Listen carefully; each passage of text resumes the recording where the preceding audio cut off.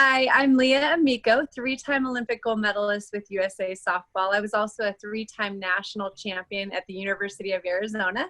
I started out as a pitcher, got recruited, and then I played outfield, which is what allowed me to play on the Olympic team. I played right field in 2 Olympics, and then my senior season, I went to first base, as well as on the Olympic team. I ended up in my career at first base in the Athens game in 2004. So the 3 gold medals, and I've been able to travel the country, not only playing the sport, but helping teach this sport that I love. As a former first baseman, I appreciate everything the first baseman does that gets overlooked. So you're the heart of the team, even though no one realizes that. Well, I have a big mouth, and so when I was pitching, obviously I had to be right. in the zone. But when I went to first base, I was able to help direct the infield and cheer on my pitcher, and kind of like you said, just command the field. Right. Well, tell me, how did you get started? Did you start in youth ball? What got you going into softball? What got you juiced about it? Yes, I was born in Southern California. I was the firstborn, and my dad loved baseball but didn't have a lot of opportunity with it. And so when I was 6 years old, they just went down to the local league and they signed me up. And he said that the first season he was working so much, so he wasn't out there much. And he said all of a sudden people started coming up and saying, "Wow, we can really see you've been working with Leah." And he's like, "No, I really haven't." And so, immediately people were like, "She's a lefty. You should get her into pitching lessons." So when I was 8 years old, I started taking pitching lessons, which this is back in the day. People did not do that back then. Very few people had instructors. And so we would drive 45 minutes away, which was unheard of at that time, not today's world, but in the past. And it was, that kind of began my journey. And I just fell in love with the sport. Well, as we were mentioning off the air, I'm used to being around little kids that learn how to play, and the enjoyment, the camaraderie, all that is just, it's astounding, especially in your sport. I think more so than anything else. I think it's almost like you have to enjoy your teammates or you're not going to be able to play. Yeah, absolutely. That was such a huge, crucial part, I feel like, of my success, not as a youngster learning to love the game, but literally until I finished as an Olympian at 29 years old. I mean, really, I feel like that fed me. I look back and I'm like, I love sports. I'm competitive, but I am somebody who thrives in a team environment, helping my teammates, looking to them, to be able to pick me up when I need it. And just that encouragement, having fun on that field. I mean, some of my best memories to this day as, a 45-year-old woman now are from the softball field, and memories that they helped shape me into the woman I've become. Now, when you go from one youth team to another, to a high school team, to a college team, to an Olympic team, do those relationships carry over? Yeah, absolutely. It's so amazing. I just remember 14 years old was when I won my first national championship. So our team from Southern California went to Chattanooga, Tennessee, had unbelievable memories. I'll never forget us being able to see ourselves being interviewed by the news, them showing clips of our games and thinking, what is this? I mean, this is amazing. And that really birthed in my heart, the goal of playing college softball. And so like you said, I had my high school friends that I grew up on an everyday basis, my travel ball friends who we experienced these amazing, opportunities to travel the country and compete together, college who, just a huge part of your life where you're really kind of out on your own deciding what you want to do and who you want to become. And then obviously the Olympians. And yes, I would say, that 14 under team, I mean, we were at in each other's weddings, we were at each other's baby showers, doing that life together. And then obviously the collegiate ones, again, you're kind of in a different stage. And to this day, I mean, these are some of my greatest friendships. And that when we look at sport, and this is kind of what this is all about, it's more than just going out on the field and performing. I think anyone can do that if given the God-given ability, but when you add that aspect to it, that's what carries over into life. Absolutely. There's so many intangibles and unbelievable, life lessons and experiences that shape you as an athlete. And for me, again, what I learned from being a good teammate and what, made others better and how I became better. And just, I was constantly able to just compare and to learn and to grow. And to me, there's nothing better. I do, for Westwood One Sports, I do the Women's College World Series finals every year in Oklahoma City. And I played in the championship game 4 times. We won it 3 times and we got second place the other year. So I experienced that as an athlete. But now all these years later, I'm a commentator and I'm calling the games. And the neatest thing is right before they'll play their 3-game series, best of 3, we'll interview the top athletes and leaders on the team. And it never comes down to people talking about, well, she hit this many home runs and here's why we're good. And she, struck out this many hitters. No, those things are taking place, but they constantly come back to the reason we are playing for a national championship today is because the trust we have in each other, the way we have each other's backs, and we will go to war and belief, like knowing that my teammate means everything. And it's all about that team chemistry. You do not win gold medals by being the best 15 players in the world. You win it by having team chemistry and then allowing your skills to take over. And that leads me into the question I was going to ask a little bit down the road. When you get to, okay, I've been selected to the Olympic team or I've made the Olympic team, what's that first thought? Oh, yeah. So my very first one, I was one of the younger athletes, and it was the first time softball was ever in the Olympic Games. And so there was so much emotion heading into this tryout. For us younger athletes, we were just excited. We couldn't wait to be there. We wanted this opportunity. But some of these women were in their mid-30s, and they had literally put their lives on hold for the opportunity to represent the United States of America. So they end up naming 15 of us. And a teammate, Laura Berg, and myself were 2 of the younger 4 athletes. We had a high school senior, 18 years old, and then we had 3 of us that were 21 years old. And so we get this, note that says, okay, you're on the team, your name's on the list. And so, this excitement, one, you kind of held your emotions in check because there were so many dreams that have just been dashed. But then once it was just the team together, then it was just this, okay, now for me, I was one of the younger athletes. So I was very much looking to the Dot Richardsons, the Michelle Smiths, the Lisa Fernandezes, the Sheila Dowdies, the ones who had been the veterans on the team for many, many years before I even started coming into this process. So I just knew, and I'll tell you again, you talk about like teamwork and how important that is. I really looked to them, and they took us younger athletes under their wing and made us feel like you belong here. We're a team. And that, again, is why we went on to win the gold medal, I believe. And that's the thing I don't think people understand when they talk about the veterans and the younger people. It's not a competition amongst yourselves, even though it is. Yes. But the competition is to make each other better, so we're better and we're a better team. And sometimes I think we misunderstand that when we're competing with other people and we're still on the same team. Yeah, sometimes we get selfish about it. Yes, no, definitely. I think that is we want to give our very best. Every day we should go out and challenge to get better every single day. And what are our areas we can grow in? And what are our strengths? Like, focus on that, because that's why you have that gift and that talent and you're able to make a difference. But within that, the team always has to come first. So the goal should be to be our very, very best every single day. And then at the end of the day, okay, team first, team above me all day long. And as long as we do that, you might have to wait your turn. I did. My first Olympic championship game, I had split with another right fielder, Deanna Harris, and she got the call, the gold medal game. And so I was a substitute. Every inning, I tell people I would run up and down that line, working out in case coach called on me to run, to hit, whatever he needed me to do. And I didn't get the call that game. But when that gold medal, was won and the last out was recorded, I was every bit a part of that team. Sometimes you have to play a role. The next Olympics, I was in every inning, and so there's different times and different roles, but literally it has to be all about the team first. Right. Now, give me that first Olympic experience, some of the, not necessarily behind the scenes things, but it's the idea of, okay, what's the first thing you get off the plane and you go, what do we do now? Where are we going? We're going to Olympic Village. We're going through town. What does that feel like?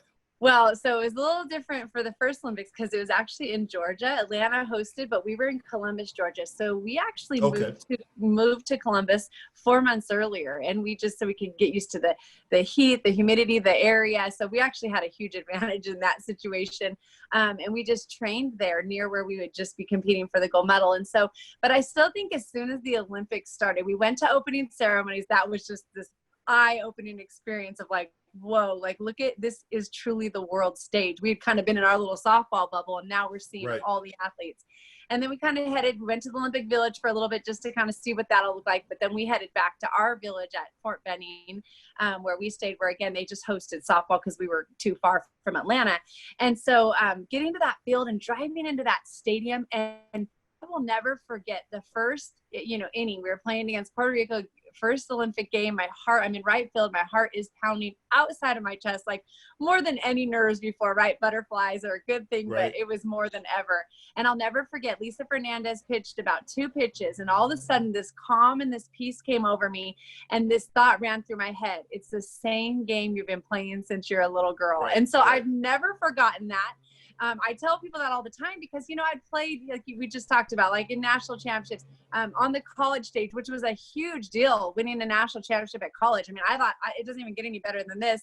And then here I was representing the United States of America, and I realized, okay, this is the ultimate honor. I mean, I am so blessed to be beside these women who are truly the best in the entire world. I never necessarily viewed myself that way, but it was like, I'm going to give everything I have to get that gold medal for our country. And then this was, for people who don't remember, that was the Olympics where Janet Evans takes the flame and gives to Muhammad Ali, and everybody starts crying. And I remember that. It was insane. So, but so now you're ensconced in all that. You've settled down. Lisa Fernandez says, "Okay, I'm doing this. We're cool." Where does that emotion go now that you've got the gold medal? Now that you've won, you've secured everything, medal stand, the whole 9 yards. What I've accomplished something.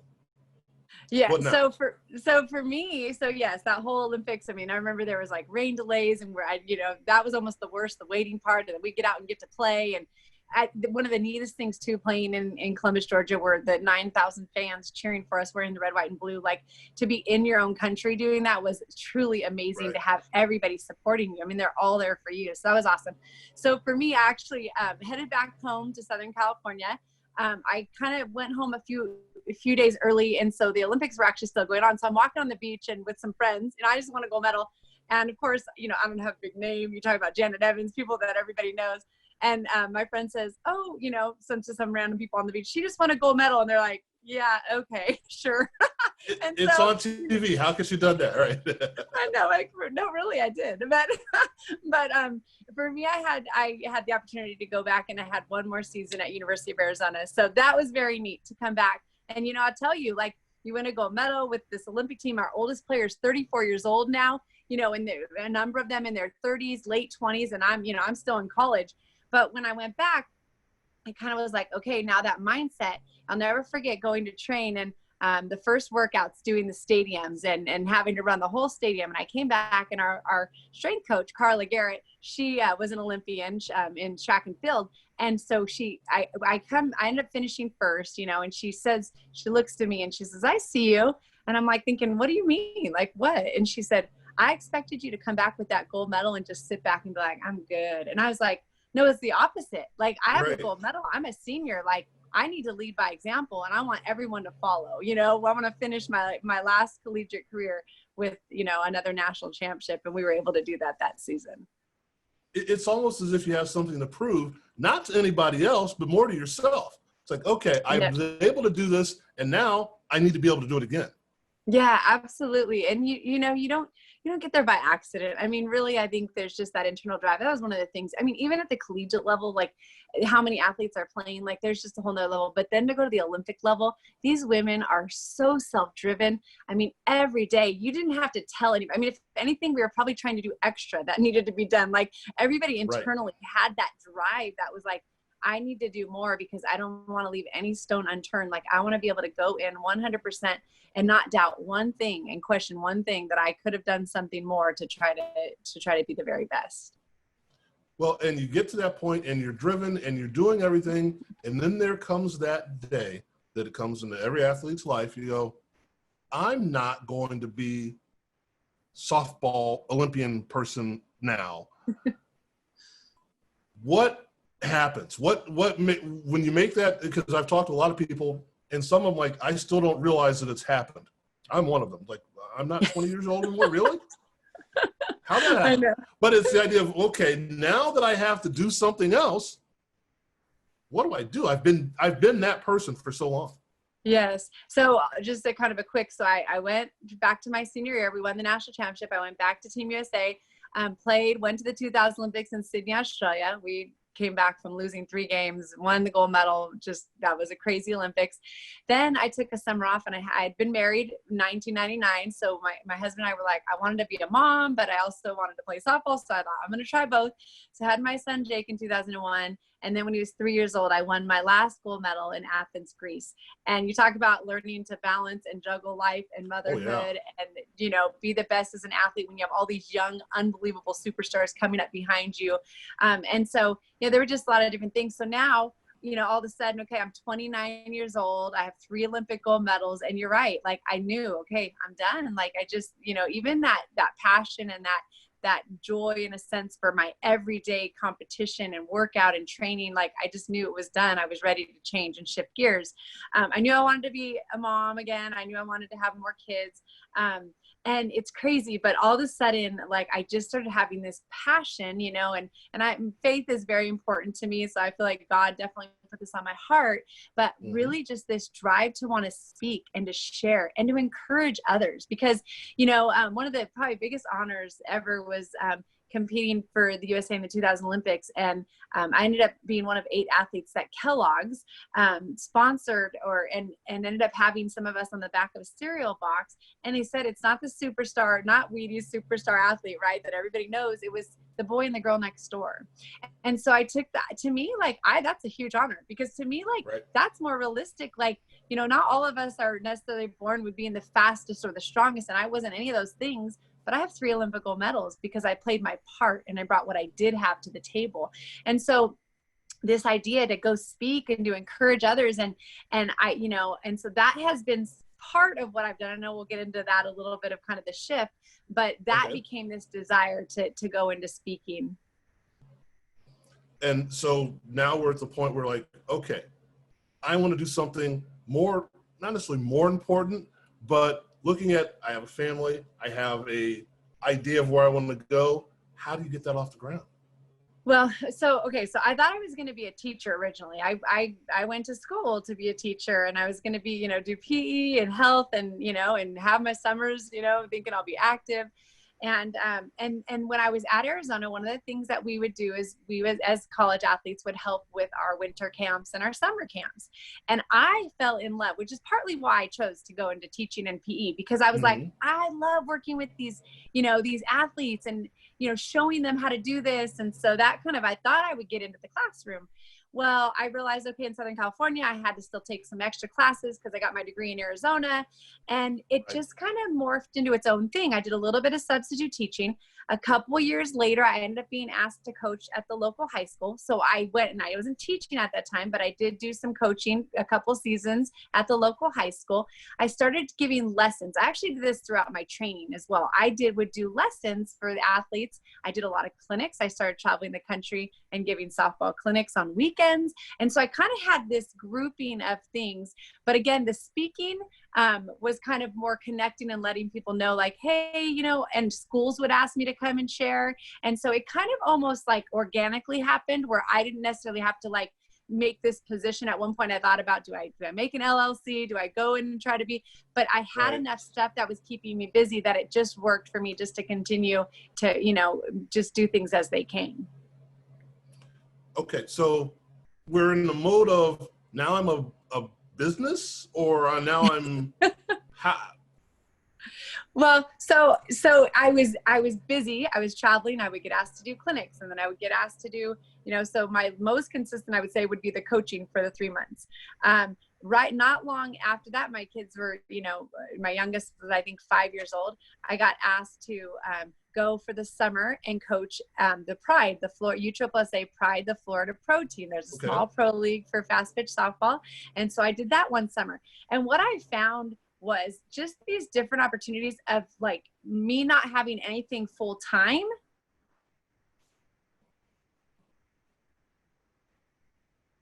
Whoa.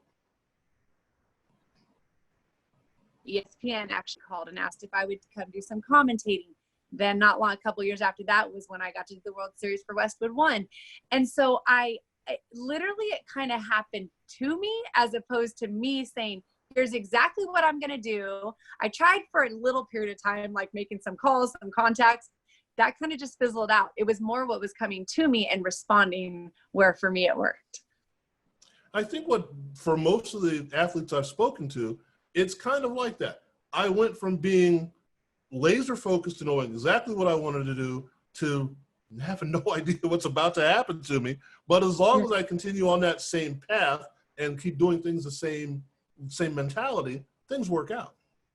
Well, yes. And I think that's the idea. Like, I have some teammates who went into college coaching. And like I said, that one summer for those 3 months, I'm committed to this. Everything's given to this.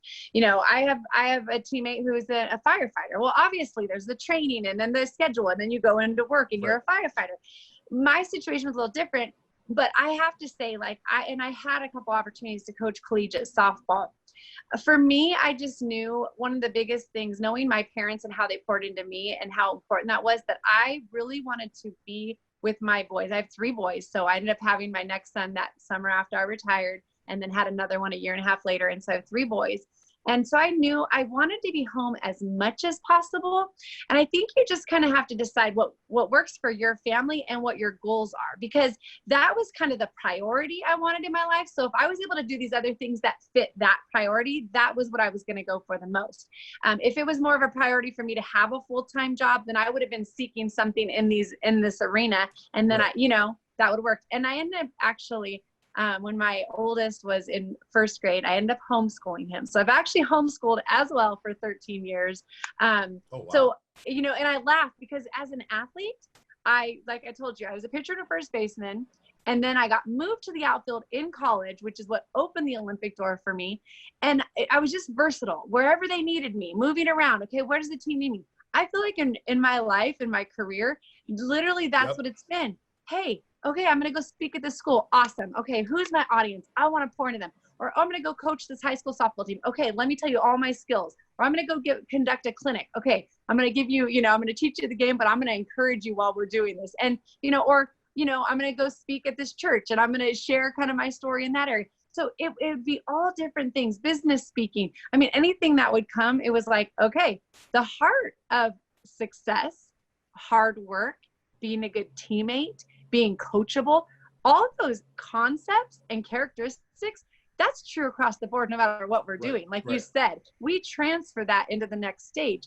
Are we doing it to the best of our ability? Are we people that, are approachable and can make a difference, whatever our area of influence is? And so that really is my heart. Wherever I go, whatever doors open, like, I want to inspire others, and I want to be the best I can be no matter what I'm doing. And to that end, how do you use your faith to bring those ideas around? Yeah. And so I've been, involved with Fellowship of Christian Athletes, is on a lot of high school, at a lot of high schools. And so I've spoken at different events that they've put on. So it's neat to see like some of these high school athletes getting these awards, and then being able to be the speaker that night and kind of share, the path that I was able to take and how important that was. Because again, just a foundation of character and choices and, and having hope always and overcoming the hardest times. I mean, so it's such a powerful foundation. And then through that as well, I've gone into other things, and faith isn't any part of it. And yet again, the message is still one of encouragement. Right. And so I think too, for people, is just to be true to who you are, because it is who I am. And I don't, again, I don't have to it doesn't have to be about that, but I also don't have to never feel, so worried to just be able to share hope and encouragement. And so, right. So I do a lot with, with them, with Athletes in Action is an organization that I've been inducted into the Hall of Champions and the Hall of Faith with those 2 organizations. Such an honor. And so just being able to have some of those connections. And I mean, recently with COVID and everything, I was, speaking to some female athletes in Ukraine, because someone I know works for FCA there. She's in her 20s and she works for them. And so I was just able to encourage these athletes, female athletes in the Ukraine. I've had to have an interpreter, but how amazing is that? I went to Cuba last year and the year prior. I worked with softball players there, but I was able to tie in my faith and just say, you guys are so loved and you're so valued. And I'm from another country, but I want you to know how loved you are. Things like that. We brought some softballs over there. I went over there. They're playing with softballs that are literally taped up. So I came back, people donated. I was able to take a bunch of softballs over, and that's the kind of stuff is make the bigger difference. It's funny. I did an interview with a young man from Cameroon who Okay. he's 17 years old, and he has actually started his own baseball and softball club in the Cameroon. That's amazing. And I said, well, how did you get involved? I saw baseball and I love it. So he is the coach of the little kids in his community, with the boys playing baseball and the girls playing softball. And basically he's just using the same kind of networking to find equipment, to find training, to find whatever he can. And I'm like, this is a great story. And I, like you said, I did the interview with him, and I'm not speaking the same language. I said, okay, he's typing what he's saying, and I just had to put the subtitles in. But I had to hear his voice because, like, this is incredible. Yes, that's amazing. And I love that. And that's what I love about sports, because I'll tell you, at the Olympic Games, I think that was the neatest thing to me, was just to be around athletes. I mean, granted, you know, obviously everybody had to qualify from their different areas, but to be a true world event, one of my favorite places at the Olympic Village was the cafeteria. One, you had every kind of food there was, but it was a time to kind of be around other athletes that were getting their food, and just sit at some tables with people from around the world and just hear some of their stories. Right. I mean, truly, it's such a blessing, because you're like, this is so much bigger than the sport, you know, like those experiences you take away, it really does impact you. And that's one of the things that we like to see. It's like, okay, you're in this bubble, but you're not in the bubble. Yeah, absolutely. For sure. Like, you know, I loved, you know, just hearing some of their stories. Also, you know, at the Olympic Village, they had like a faith center. So all the different faiths, you could go in like their different rooms, and it was available to all of them. So I found kind of the Christian group or whatever. And a lot of them were tied in with Athletes in Action, the ministry that actually impacted me in college. And so here I was with these people from Africa. They had some of their delegation there, some of the athletes, you know, Canada, you know, just all like different athletes from different parts of the world. And in that sense, it was like a whole nother level, because then we were like praying together, and I'm like, I mean, this is unbelievable. You know, you just, again, so many experiences. It was the bigger picture. And that's why, even, you know, with everything going on in this world, I have been so grateful, because through sports, like all that outside stuff falls off, and everybody's allowed to unite and go out and to respect each other and compete together. And I love the beauty of bringing that together. And I know that's something that the Olympics has always stood for, but Right. To me, truly in my life, like that's how I want to live. I want everyone to know they have a place and they matter, and there's a purpose for their life. Well, I think I learned at a young age that we all have our own agenda, and Yes. no one can say they don't. But when your agenda is not bigger than the team agenda or the global agenda or whatever, and you say, if my agenda fits in with everybody else's, I'm going to be a much better person for it. Yeah, absolutely. I think that's so important. I think we need to constantly look at the bigger picture and kind of take that step back. And, you know, traveling for me, first with the USA softball team, I'll tell you, I ended up, when I was 19 years old, it was my first USA team that I made. And we went to Guatemala, and we went there, and there were 22 of us women. And I was just so excited to be on the team. Like, I can't believe I made the team, you know. We're out playing on these fields where there's, you know, cows where you're warming up, and there's literally the worst field you've ever played on. And you're like, I hope this ball doesn't hit me in the face. There's like gunshots going on in the streets. There's people with like machine guns, like protecting us. And the guy's probably like 18 years old, you know, as we're driving on the bus. We're inside this one facility. We had cold water and one shower for 22 women for 12 days. And then little kids would come out. We gave them these little American flags in their house with no running water, this little shack on the end of our field at the top of the hill. So by the end, we're giving them our blankets, and we're trying to get, and we wish we could take these little ones home with us. I mean, we don't want them to leave their family, but you want to give them opportunity and a better life, you know? And I came back from that trip, and my heart, like, I was like, I want to never forget, and I want to always be grateful for warm, clean water. And that, like, traveling this world, I go to an orphanage in Mexico. I mean, because here's what I will say. We all have different circumstances, right?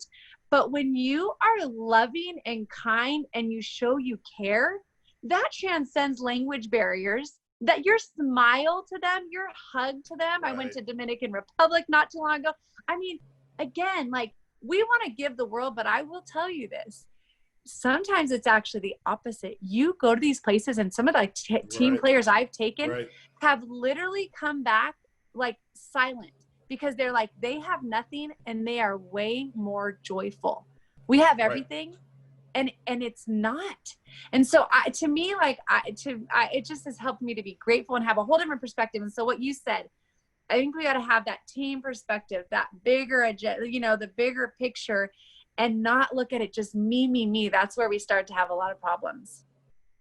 Well, I think at that, we'll leave it at that, because that is perfect. That is inspirational.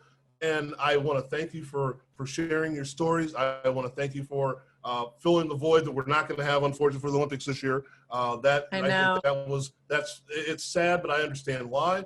And I think it's the best decision we could have made. But again, I'm going to miss having that. But it's been great talking to you. I really appreciate it. Yeah, thank you for doing this, because I know that all of us, for me, I love hearing other people's stories. So I hope that this encourages other people as well. Well, thank you once again. Thanks.